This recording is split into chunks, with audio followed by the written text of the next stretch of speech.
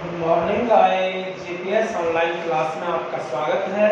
प्रिय साथियों, आपने इससे पिछले वाले जो वीडियो है उनमें चैप्टर फर्स्ट को कंप्लीट कर लिया है। उसमें जो कोई समस्याएं थी वो हमने बीच बीच में आपको अवगत कराया समस्याओं से, उनका भी समाधान हो गया है।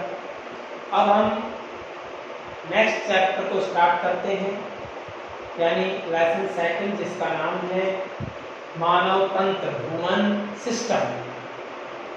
तो मानव तंत्र को जानने से पहले हम कुछ इसकी बेसिक जानकारी के बारे में देखते हैं इस चैप्टर की। तो बेसिक जानकारी में सबसे पहले हम बात करते हैं प्रिय विद्यार्थियों कोशिका की। इसकी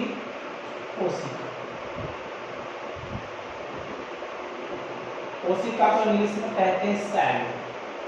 क्या कहते हैं? सेल। तो कोशिका क्या है? कोशिका हमारे शरीर की संरचनात्मक और क्रियात्मक इकाई होती है। जिस प्रकार से एक बिल्डिंग को बनाने के लिए, एक भवन को बनाने के लिए विभिन्न प्रकार के मटेरियल की आवश्यकता होती है। वो मटेरियल क्या है भाई? चूना है, बजरी है, पत्थर है, सीमेंट है, रोड़ी है, लोहा है। ये विभिन्न प्रकार के मटेरियल है। इनको मिलाने से एक बिल्डिंग भवन तैयार होता है। ठीक उसी प्रकार हमारी जो शरीर रूपी काया है, इसको बनाने के लिए हमको विभिन्न प्रकार के कोशिकाओं की आवश्यकता होती है। तो हम कह सकते हैं कि जो कोशिका है वो हमारे शरीर की संरचनात्मक और क्रियात्मक इकाई होती है। तो कोशिका क्या होती है? कोशिका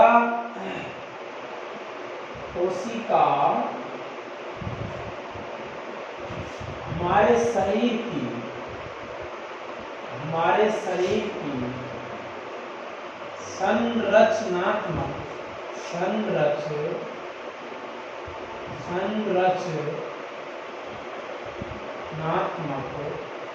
एवं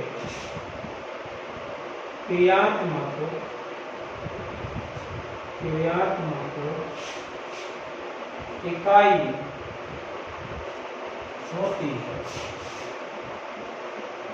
इकाई होती है। कोशिका क्या है? हमारे शरीर की संरचनात्मक, दो चीजें आई, संरचनात्मक और क्रियात्मक। यानी अगर हम स्ट्रक्चरल यूनिट की बात करें तो स्ट्रक्चरल यूनिट है जो संरचना बॉडी की बनती है, वो भी कोशिका से बनती है। और एक क्रियात्मक फंक्शनल यूनिट की बात करें तो फंक्शनल यूनिट भी हमारी क्या है? कोशिका ही बनती है। ठीक है। जो कोशिका है, कोशिका के अगर हम खोज के बारे में बात करें, तो कोशिका की खोज सर्वप्रथम रॉबर्ट हुक नामक वैज्ञानिक ने, किसने? रॉबर्ट हुक नामक वैज्ञानिक ने 1665 में, इसमें 1665 ईस्वी में मृत कोशिका की खोज की। इसकी खोज की, मृत कोशिका की खोज की। और इस मृत कोशिका को उन्होंने किसमें देखा? पादप छाल के अंदर। पादप छाल के अंदर। छाल बोले तो कॉर्क, यानी तने के ऊपर जो एक निर्जीव आवरण होता है उसे हम छीड़ा बोलते हैं, छाल बोलते हैं। उस छाल को साइंस लैंग्वेज में क्या कहेंगे? कॉर्क कहेंगे। उस कॉर्क के अंदर उन्होंने कुछ निर्जीव कोशिकाओं को देखा। तो सबसे पहले निर्जीव कोशिका की खोज रॉबर्ट हुक नामक वैज्ञानिक ने 1665 ईस्वी में की थी। ठीक है। इसके बाद हम अगर जीवित कोशिका की बात करें, ये तो कैसी है? मृत कोशिका है। जीवित कोशिका की खोज एक वैज्ञानिक है ल्यूवेन हॉक नामक वैज्ञानिक ने किसकी? जीवित कोशिका की खोज। इसने ल्यूवेन हॉक, इसका पूरा नाम है एंटोनी वॉन ल्यूवेन हॉक ने जीवित कोशिका की खोज की। उन्होंने जल के अंदर इस जीवित कोशिका को देखा। तो प्रिय साथी, तीन हमारी बातें हुई। कोशिका क्या होती है? कोशिका की खोज किसने की? जीवित की। किसने की? और मृत की इसने की। इसके बाद हम बात करते हैं कि शरीर किस प्रकार से संरचनाओं से मिलकर बना होता है। तो हमारे शरीर की संरचनात्मक और क्रियात्मक इकाई का नाम क्या है? कोशिका है। इस कोशिकाओं को मिलने से यह है कोशिका। इन कोशिकाओं के मिलने से ऊतक का निर्माण होता है। इसका निर्माण होता है ऊतकों, यानी कोशिका मिलकर ऊतकों का निर्माण करती है। ऊतक से प्रिय साथियों क्या बनता है? ऊतक तंत्र बनता है। यानी जब विभिन्न ऊतक, दो से अधिक ऊतक मिलते हैं तो किसका निर्माण करते हैं? ऊतक तंत्र का निर्माण करते हैं। ऊतक तंत्रों के मिलने से, जब ऊतक तंत्र आपस में मिलते हैं तो वो अंग का निर्माण करते हैं, ऑर्गन, इसका निर्माण करते हैं, ऑर्गन का निर्माण यानी अंग बनाते हैं। और जब विभिन्न अंग मिल जाते हैं तो अंग मिलकर अंग तंत्र, अंग तंत्र, अंग तंत्र बोले तो ऑर्गन सिस्टम, ऑर्गन सिस्टम का फॉर्मेशन करते हैं।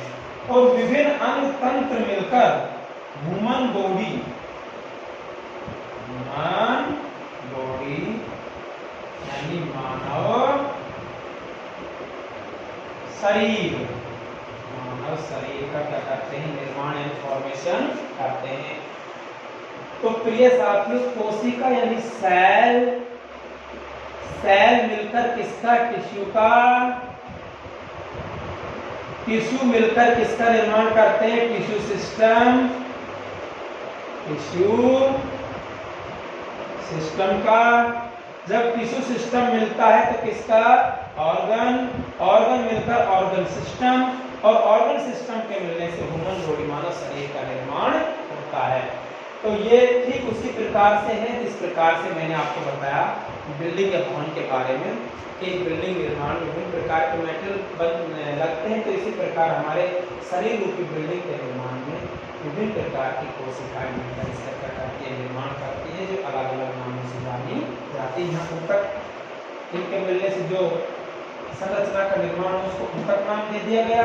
इनके मिलने जिस संरचना का निर्माण उसे ऊतक तंत्र कह दिया। ऊतक तंत्र के मिलने से जिस संरचना का निर्माण हो उसे अंग कह दिया। अंग के मिलने से जिस संरचना का, स्ट्रक्चर का निर्माण हो उसे अंग तंत्र, और अंग तंत्र के मिलने से ह्यूमन बॉडी। तो इस ह्यूमन बॉडी के अंदर प्रिय विद्यार्थी विभिन्न प्रकार के तंत्र होते हैं जो कार्य करते हैं। अलग अलग तंत्र अलग अलग प्रकार के कार्यों के लिए रेस्पॉन्सिबल है। वो तंत्र कौन कौन से हैं यहाँ देखें। सबसे पहले हम बात करते हैं फर्स्ट नंबर पर, पाचन तंत्र। कौन सा तंत्र? पाचन, ठीक है। सेकंड नंबर पर हम यह बात करते हैं श्वसन, श्वसन तंत्र। थर्ड नंबर पर हम यह बात करते हैं उत्सर्जन तंत्र, उत्सर्जन तंत्र। फोर्थ नंबर पर यह बात करते हैं जनन तंत्र, जनन तंत्र। फिफ्थ नंबर पर तंत्रिका, तंत्रिका तंत्र। और सिक्स नंबर पर यानी स्रावी तंत्र, स्रावी तंत्र, या हम कहें ग्रंथियां, क्या है? ग्रंथ, यानी अंतःस्रावी बहिःस्रावी जो ग्रंथियां हैं उनका भी एक तंत्र है, उसे कहेंगे स्रावी तंत्र। तो यहाँ एक एक तंत्र के बारे में हम डिस्क्रिप्टिवली अध्ययन करेंगे। यहाँ कौन सा तंत्र क्या कार्य शरीर के अंदर करता है। यह जो चैप्टर है हमारे जो बुक है उसके अंदर सबसे बड़ा चैप्टर है ये प्रिय विद्यार्थी, इसलिए इसको तरीके से आप समझ लें। इसे कहते हैं इंग्लिश में बेटा डाइजेस्टिव सिस्टम। क्या कहेंगे? Digestive system. इसे कहेंगे रेस्पिरेटरी सिस्टम, इसे कहेंगे एक्सक्रीटरी सिस्टम, इसे कहेंगे रिप्रोडक्टिव सिस्टम, इसे कहेंगे नर्वस सिस्टम, और इसे कहेंगे सिक्रेटरी सिस्टम। इसमें अंतःस्रावी यानी एंडोक्राइन, और एक्सोक्राइन दोनों प्रकार की जो ग्रंथियां हैं वो इसके अंदर। तो ऑल ऑफ द फर्स्ट हम स्टडी करते हैं हम इसकी पाचन तंत्र यानी digestive system. Digestive system, digestive system, digestive system बोले तो पाचन तंत्र। तो पाचन तंत्र के अंदर यानी हमारे शरीर में एक ऐसा तंत्र, ऐसा सिस्टम जो विभिन्न प्रकार के पदार्थों को पचाने का कार्य करता है, उसे कहते हैं पाचन तंत्र। कौन सा तंत्र? पाचन तंत्र। पाचन की जो प्रक्रिया है मुख्य रूप से 5 चरणों में संपन्न होती है। कितने चरणों में संपन्न होती है? 5 चरणों में संपन्न होती है। यहाँ हम एक एक चरण को देख रहे हैं। सबसे पहले अंतर्ग्रहण, अंतर्ग्रहण, और अंतर्ग्रहण के बाद सेकंड नंबर पर आता है पाचन। क्या आता है? पाचन। पाचन के बाद में जो पचित भोजन है उसका क्या होगा? अवशोषण। अवशोषण के बाद में होगा स्वांगीकरण, और स्वांगीकरण के बाद में क्या होता है? बहिक्षेपण, बहिक्षेपण। ठीक है, ये होता है बेटा ingestion, ingestion, ingestion. Second number पे डाइजेशन, डाइजेशन। थर्ड नंबर पर एब्जॉर्प्शन, और फिफ्थ नंबर पे एसिमिलेशन, एसिमिलेशन, और सिक्स नंबर पे इजेक्शन, इजेक्शन, बहिक्षेपण। तो जो पाचन है, पाचन मुख्य रूप से 5 चरणों के अंदर संपन्न होता है, जिसमें अंतर्ग्रहण, अंतर्ग्रहण, और अंतर्ग्रहण किसका होता है? यहाँ पोषण या पोषक, न्यूट्रिएंट्स,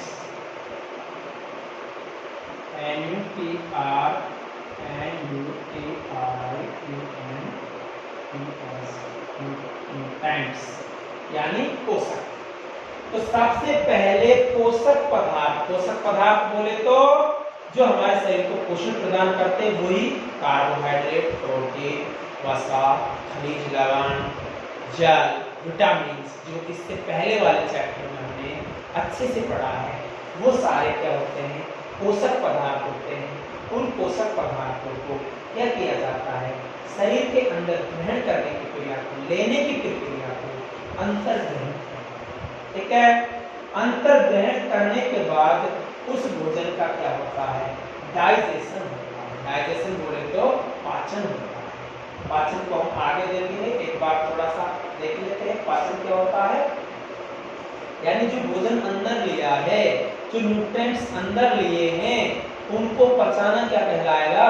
पाचन कहलाएगा। यानी जो कार्बन के बड़े मॉलिक्यूल्स हैं, उन कार्बनिक बड़े अणुओं को छोटे अणुओं में तोड़ने की प्रक्रिया पाचन है। ठीक है, अब उस पचित भोजन में से आवश्यक पदार्थों का यानी रक्त केशिकाओं द्वारा या लिम्फोसाइट द्वारा अवशोषण करना क्या कहलाता है? उनको ग्रहण करना अवशोषण, एब्सॉर्प्शन कहलाता है। स्वांगीकरण यानी जो अवशोषित भोजन है, उस अवशोषित भोजन का उपयोग करना या रक्त में से उन अवशोषित पदार्थों को ग्रहण करना स्वांगीकरण कहलाता है। क्या कहलाता है? स्वांगीकरण बोले तो एसिमिलेशन। ठीक है, और उनको अवशोषित करने के बाद जो शेष पदार्थ यानी शेष जो मटेरियल है, खराब मटेरियल है, यानी वेस्ट मटेरियल है, वो वेस्ट मटेरियल को बाहर त्यागना, छोड़ना इजेक्शन या बहिक्षेपण कहलाता है। तो काफी बार जो 10th क्लास है ये इसको आप हल्के में नहीं लें, ये भी अपने आप में बहुत मायने रखते हैं। इनमें से एसएससी, जो RPSC, 3rd grade, 2nd grade, इसमें से भी काफ़ी क्वेश्चंस फंस जाते हैं। आगे में एसएससी में क्वेश्चन पूछा गया था कि निम्न में से स्वांगीकरण किसका भाग है? जो स्वांगीकरण है वो किसका भाग है? तो उसमें ऑप्शन में दिया गया था पाचन तंत्र, श्वसन तंत्र और उत्सर्जन तंत्र और तंत्रिका तंत्र। तो वहां किसका भाग है स्वांगीकरण? पाचन तंत्र का भाग, यानी पाचन में स्वांगीकरण की प्रक्रिया संपन्न होती है। तो स्वांगीकरण की प्रक्रिया किसमें सम्मिलित है? पाचन तंत्र के अंदर ये सम्मिलित है। तो यहाँ पे विद्यार्थी 5 प्रकार से पाचन हमारा होता है। इस पाचन के अंदर हम एक एक चीज को यहाँ ले रहे हैं, अंतर्ग्रहण, पोषण और पाचन। इसमें से सबसे पहले हम यहाँ बात करते हैं इसकी पाचन की, इसकी बात करेंगे। पाचन क्या होता है इसकी एक बार डेफिनेशन आप जाने। पाचन यानी डाइजेशन। डाइजेशन क्या होता है? भोजन के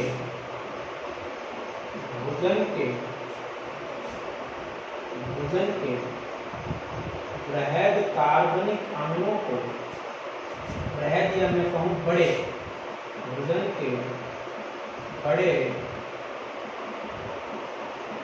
कार्बनिक अणुओं को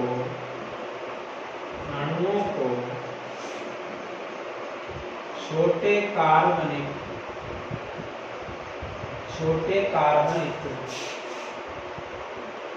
अणुओं में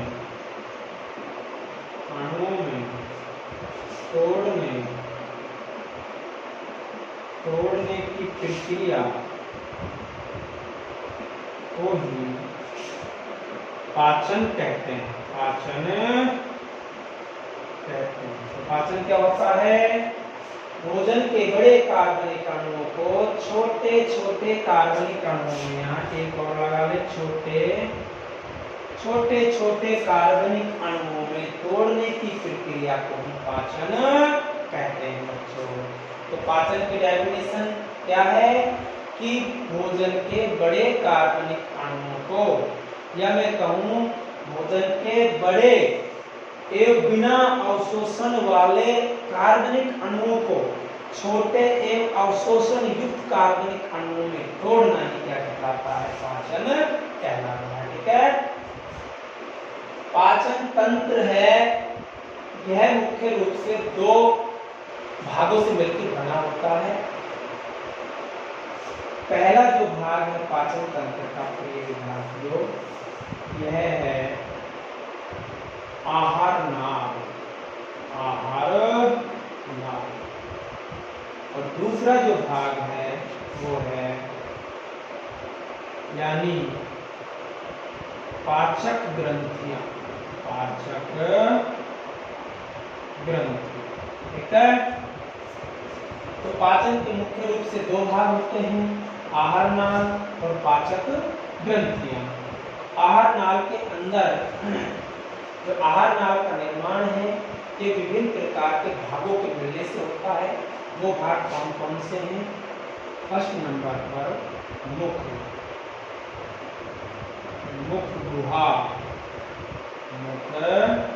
गुहा, ग्रहस्नी, घासनाल,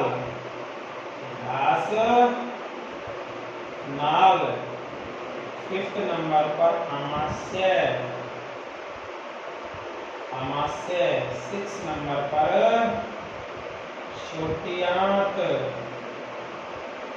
और 7 नंबर पर बड़ी आंत। पाचक जो ग्रंथियां हैं इसमें 3 ग्रंथियां सम्मिलित हैं, लार ग्रंथि, दूसरा यकृत ग्रंथि और तीसरा अग्नाशय ग्रंथि। पाचक ग्रंथियों में 3 ग्रंथियां हैं। आहार नाल के विभिन्न भाग होते हैं जो इस प्रकार हैं, यानी मुख, मुख गुहा, ग्रहस्थली, ग्रासनाल, आमाशय, छोटी आंत और बड़ी आंत। बड़े नहीं, बड़ी आंत, बड़ी आंत। और पाचक ग्रंथियों में 3 ग्रंथियां सम्मिलित कौन कौन सी हैं? लार ग्रंथि, यकृत ग्रंथि, अग्नाशय ग्रंथि, यानी स्लेवरी ग्लैंड, ये लीवर ग्लैंड और ये पैंक्रियाज ग्लैंड।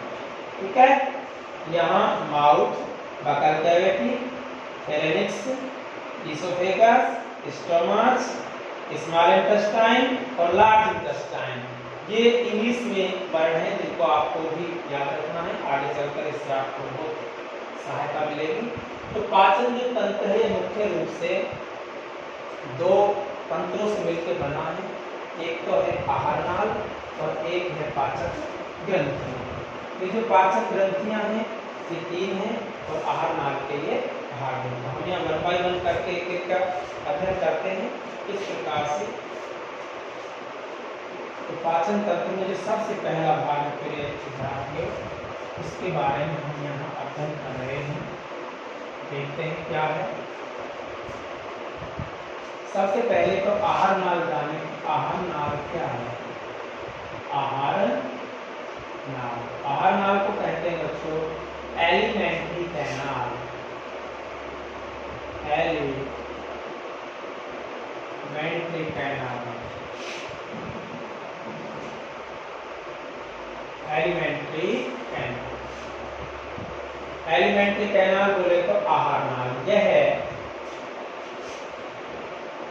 मुख से लेकर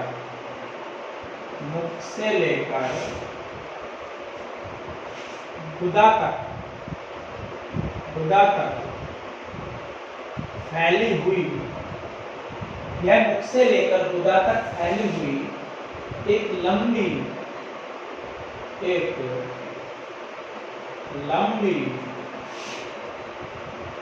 नलिकाकार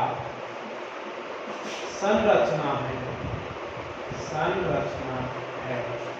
यानी आहार नाल क्या होती है? मुख से लेकर गुदा तक फैली हुई, लास्ट पार्ट तक फैली हुई एक लंबी नलिकाकार संरचना है जिसमें अलग अलग माध्यमों में भोजन का क्या होता है? पाचन होता है।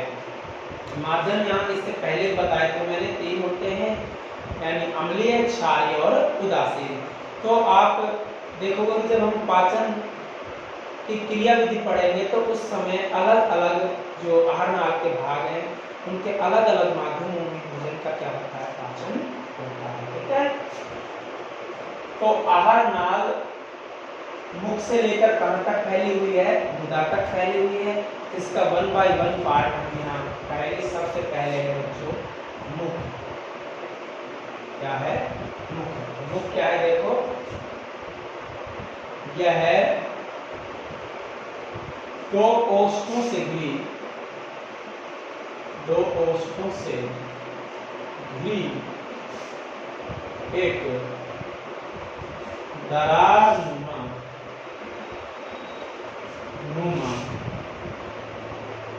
संरचना है जिससे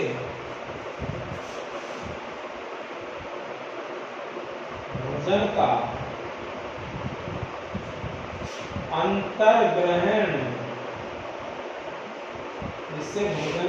अंतर्ग्रहण, किया जाता है। ठीक है, तो मुख क्या है? मुख यह 2 ओष्ठों से घिरी एक दरारनुमा संरचना है जिसके द्वारा भोजन का अंतर्ग्रहण किया जाता है। कहने का तात्पर्य जो 2 ओष्ठ कौन से? ऊपरी ओष्ठ और निचला ओष्ठ, दोनों ओष्ठों से घिरी एक दरार, मतलब दोनों ओष्ठ आपस में बंद कर देते हैं तो एक दरार से हमको दिखाई देती है और उस दरार को क्या कहते हैं? मुख कहते हैं। और मुख के द्वारा भोजन को अंतर्ग्रहण किया जाता है, यानी बाहर से भोजन को शरीर के अंदर लिया जाता है इस संरचना के द्वारा। ठीक है, नेक्स्ट नंबर पर हम बात करते हैं मुख गुहा। मुख गुहा buccal cavity, buccal cavity, buccal cavity. मुख क्या होती है, यानी मुख आगे चलकर एक खोखली बॉलनुमा संरचना में खुलता है, उसे क्या कहते हैं, मुखगुहा कहते हैं। मुख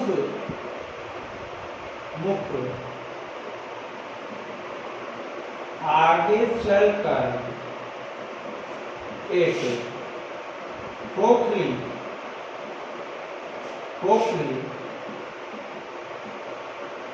बॉलनुमा या कटोरे नुमा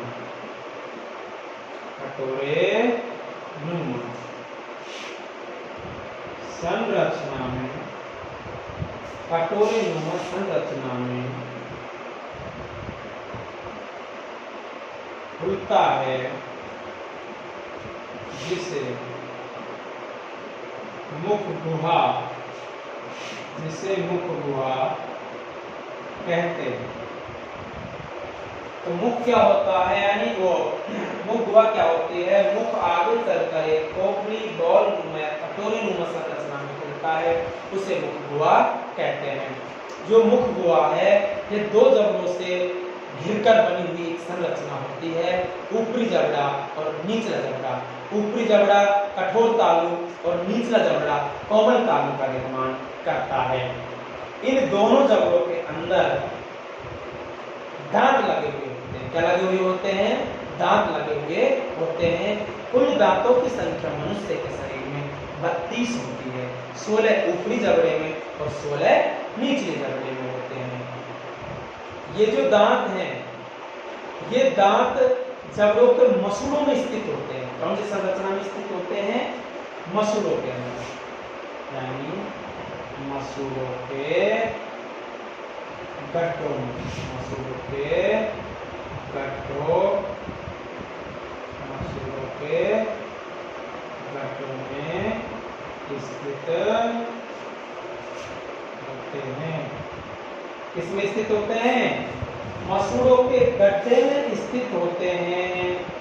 और ये जो गड्ढे हैं, ये गड्ढों में स्थित होने के कारण इस प्रकार की संरचना को कहते हैं गर्भदंती।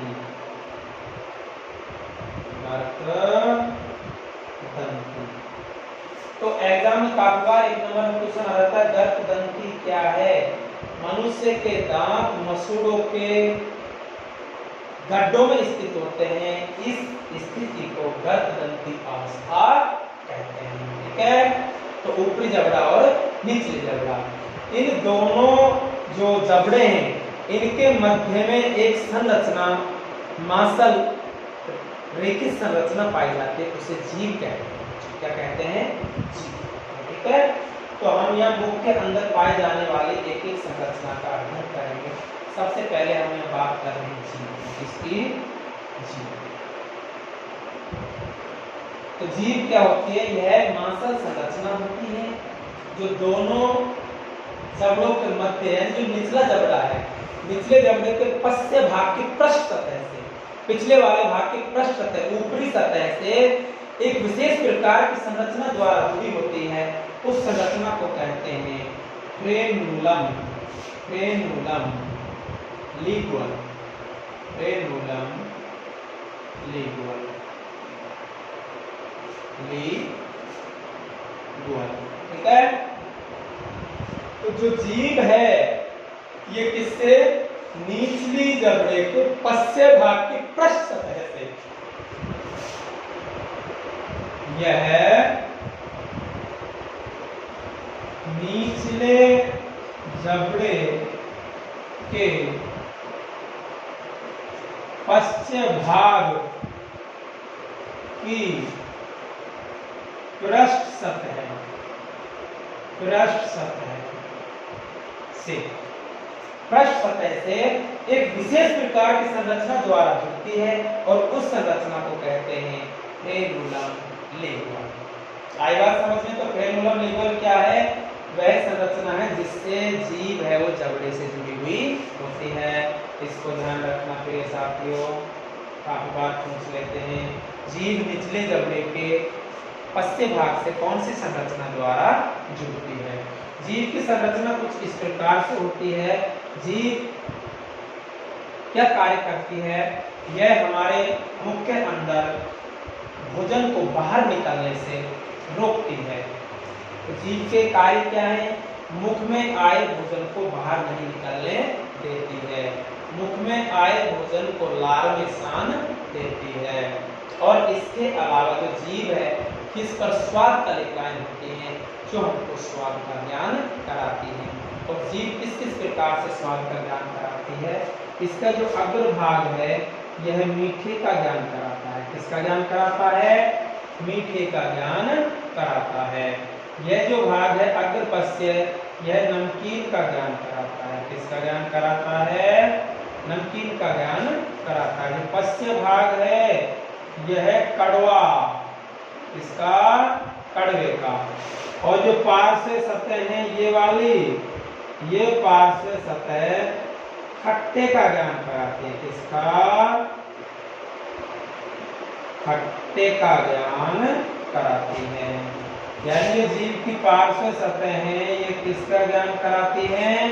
खट्टे का ज्ञान कराती है। तो जीभ हमको किस किस प्रकार से कौन से स्वाद का ज्ञान कराती है?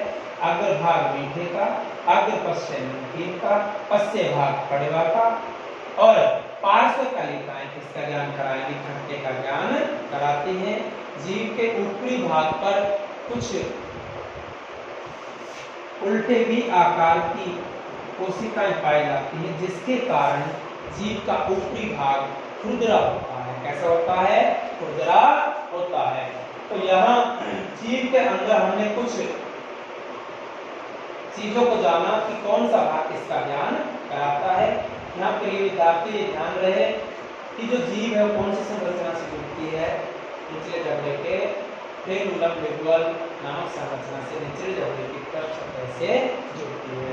इसके बाद नेक्स्ट वीडियो में हम देखेंगे इसको आगे बढ़ाते हुए जो बुक हुआ है, इसके बाद अगले इसके पार्टों को 1 बाय 1 करके हम स्टडी करेंगे। जितना पढ़ा है उसको बड़े ध्यान से देखें।